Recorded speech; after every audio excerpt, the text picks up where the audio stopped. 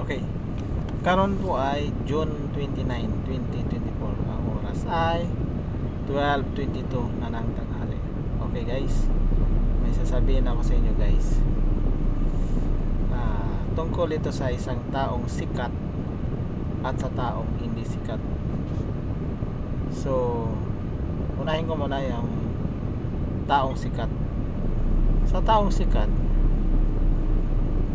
pag kilala siya, siyempre sikat siya eh, kaya kilalang kilala siya, maraming mga fans, tagahanga.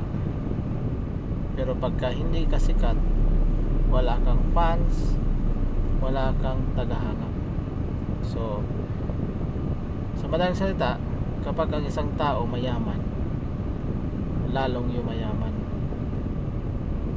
At kapag ang taong mahirap, lalong naghihirap. So yun ang kaibahan sa taong sikat at sa taong di sikat, sa taong mayaman at sa taong di mayaman. Pero ganun pa man guys, ano man ang iyong katayuan dito sa lupa, sikat ka man o hindi sikat, kailangan ang iyong puso ay mabait, mapagpakumbaba. Yun ang importante sa lahat ng tao.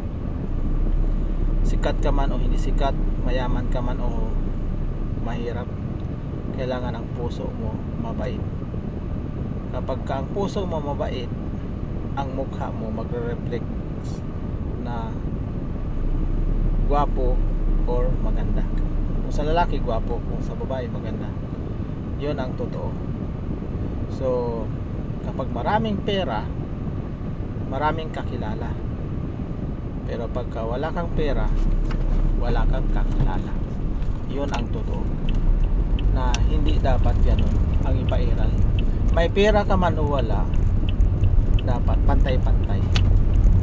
So yun guys, yun ang isa sa mga pinaka-importante na dapat nating tandaan. Iwasan natin yung makasarili. Mayaman ka man o mahirap, pantay-pantay ang tingin mo sa ating kapwa, para sa kabutihan. Kasi ang Panginoon natin ang Panginoon Jesus natin pantay-pantay ang tingin sa atin. Kumbaga, wala siyang pinipili. Mayaman man o mahirap, mabait ka man o mabuti ka man o masama, para sa kanya isa lang ang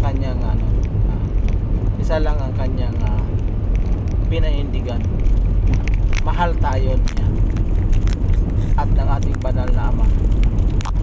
Totoo yan guys. Kaya lagi nating tatandaan na tayo palaging magpakumbaba. Mayaman ka man o mahirap, dapat laging magpakumbaba. Huwag dapat manglalamang sa kapwa. Kasi ang mga mayaman nanglalamang sa kapwa yun. Siyempre ganon din ang mahirap. Siyempre ang mahirap dumidiskarte din siya para mabuhay siya. Kaya ang mayaman, para lalong yayaman, siyempre didiskarte din siya.